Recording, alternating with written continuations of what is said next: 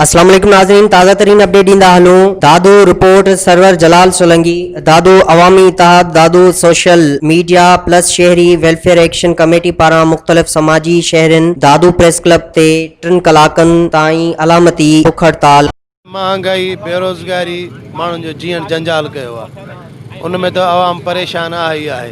ख़ासि तौर ते सॼे सिंध में दादू ज़िलो वॾो मुतासिर आहे, पर उल्टो वरी खीर जो जेको हिननि हथरादू केमिकल वारो खीर, मिठो ज़हर वारो खीर, उहो माण्हुनि खे ॾेई उन्हनि जूं ज़िंदगियूं खसण जी वॾी साज़िश थी आहे। शहर जा माण्हू एॾियुनि बीमारियुनि में इन खीर जे करे वठिजी विया आहिनि जो हिते त इस्पताल बि कोन्हे दादू शहर में जो उन में माण्हू वञी को दाख़िल थिए, को पंहिंजो इलाजु कराए सघे। उन लाइ बि भाड़ो हुजे जो असीं उहो भाड़ो भरे सेवण वञूं या नवाबशाह वञूं या हैदराबाद कराची वञूं। यानी कि असांजा दादू जा माण्हू हींअर ख़ुदकशी करण ते मजबूर आहिनि। उन्हनि आवाम खे बचाइण जे करे अॼु शहरी इहे प्रेस क्लब ते धरणे जी सूरत में वेठा आहियूं त ख़ुदा रा हिन शहर जे माण्हुनि सां अदल इंसाफ़ कयो वञे। ऐं जेका दादू अंदरि हथरादू महांगाई कई वई आहे, जंहिंमें सब्ज़ी फ्रूट गोश्त मच्छी, उन खां अलावा जेको केमिकल वारो खीर इस्तेमालु थिए पियो जेको तमामु सिहत लाइ हानिकार आहे।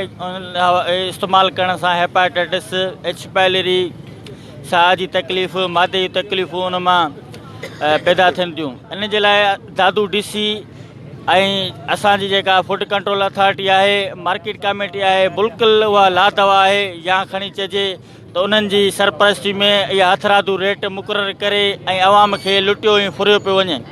असीं सुप्रीम कोर्ट खां, हाई कोर्ट हैदराबाद खां अपील कंदासीं त नोटिस वठी हिन नाल इंतिज़ाम खे हटाए जेका सिहत लाइ हानिकार शयूं इस्तेमालु थियनि पियूं, जेको इंसान लाइ तमामु नुक़सानु आहे। ईअं सम्झो हिकिड़ो स्वीट पॉइज़न खीर अंदरि इस्तेमालु थिए पियो जेको इंसानी सिहत खे नुक़सानु पहुचण लाइ हिकिड़ी साज़िश सम्झे जो DC बिल्कुलु जेको लादवा लॻो वेठो आहे। जेका असांजी जेका दादू शहरनि इन लाइ सरापा एहतिजाज वेठा आहियूं त जेका हथरादू महांगाई खे कंट्रोल करे ऐं केमिकल वारो खीर जेको विकिरो थियलु पियो, इन्हनि माण्हू ख़िलाफ़ु एक्शन खणे, उन्हनि खे सरकारी गिरफ़्त में आणे ऐं वधीक सिहत खे नुक़सान खां बचाए वञे। ॿुधाईंदो हलां त अवामी इत्तेहाद, सोशल मीडिया प्लस ऐं शहरी एक्शन कमेटी ऐं दादू जा सियासी समाजी अॻुवान इहो ई इन एहतिजाज में मुतालबो करे रहिया आहिनि त केमिकल वारो खीर ऐं महांगाई जेका हींअर जो जिन जेको वधी वियो आहे दादू में महांगाई जेका आहे हुनखे कंट्रोल कयो वञे। असां बार बार इंतिज़ामिया खे दरख़्वास्तूं ॾिनियूं आहिनि, असां वटि कापियूं आहिनि, असां सबूत आहिनि, बार बार इंतिज़ामिया सां मिलण जी कोशिशि कई आहे, पर अफ़सोस आहे इंतिज़ामिया को बि इन मामले ते नोटिस न वरितो आहे। दादू में वधंदड़ महांगाई ऐं केमिकल वारो खीर हिकिड़ो अज़ाब थी वियो आहे। दादू में बीमारियूं वधनि पियूं केमिकल वारे खीर जे सबबु ऐं महांगाई जे सबबु हिकु मज़दूर जी ज़िंदगी मफ़लूज थी वई आहे। मां दादू इंतिज़ामिया कयां ऐं वॾे वज़ीर CM सिंध मुराद अली शाह साहिब खां अपील कयां थो त दादू जे मसइलनि बाबति नोटिस वठनि ऐं हीअ जेको मसइलो आहे आवाम जो हिकिड़ो जेन्युइन मसइलो आहे, केमिकल खीर जे ख़िलाफ़ु एक्शन वरितो वञे। दादू DCO साहिबु ऐं लाॻापियल इंतिज़ामिया खे असां दरख़्वास्तूं बि ॾिनियूं आहिनि, पर हुन खां बावजूदि इंतिज़ामिया कंहिं जे ख़िलाफ़ु एक्शन करण खां अलाए छो लवा रही आहे। महिरबानी। जीअं त असां सभु शहरी सिविल सोसाइटी ऐं समाजी कारकुन अची प्रेस क्लब दादू जे अॻियां इहो धरणो आयो आहे, बुख हड़ताल ते वेठा आहियूं त दादू में अॻे ई कोरोना जे करे ग़रीब मज़दूर जेको किसान उहो सटिजी वियो आहे। वरी दादू में जेको खीर हींअर विकिरो पियो थो थिए उहो केमिकल मिलियल ऐं उन खां पोइ असांजी दादू इंतिज़ामिया को एक्शन कोन थी खणे। दादू इंतिज़ामिया खे खपे त उन शिकायत खे ॿुधी करे उन ते को एक्शन खणे, को एक्शन कोन थो खयो वञे। उन जे करे जेके बीमारियूं जनम थियूं वठनि खीर जे करे, केमिकल मिलावट खीर माण्हू पीअनि था, ॿारड़ा पीअनि था, उहे बीमार थी था पवनि। उन खां पोइ महांगाई ॾिसो तमामु ज़ोर थी वई आहे।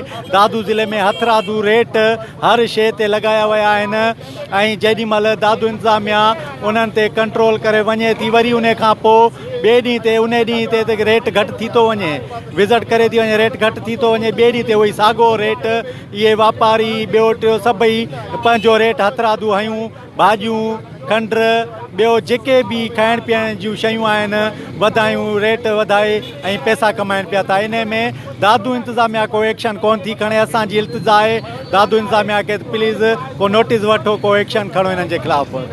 कई। अॻवान डॉक्टर शाहिद पंवर, ज़मीर कोरेजो, फयाज़ डावच, महबूब अली सुमरो चयो त शहर अंदर केमिकल वारो खीर विकिरो थियण सबबि शहरी कैंसर, हेपेटाइटिस बी, सी ऐं ॿियनि बीमारियुनि में मुब्तला थी विया आहिनि। शहर अंदर महांगाईअ शहरनि खे तबाह करे छॾियो आहे। 80 रुपयनि वारो किलो खीर 120 रुपयनि में किलो महांगो विकिरो थिए पियो। भाॼियूं टमाटा 200 रुपया किलो, मुर्गी 320 रुपया किलो, 70 रुपया किलो अटो।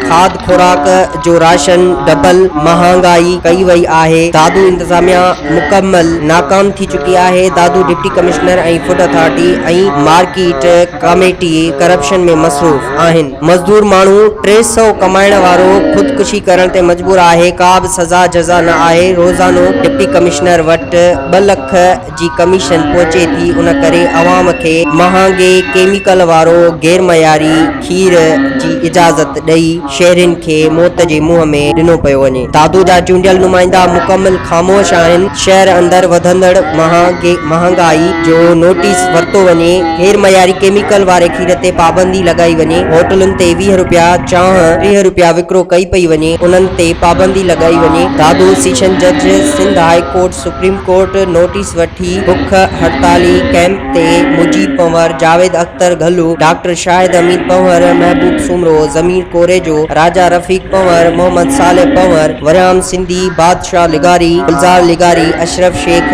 इम्तियाज डावच, जुल्फकार पंवर, मोहम्मद साले अब्बासी, शाबी भुट्टो, जुल्फकार बबर ऐं ॿिया शामिल आहिनि।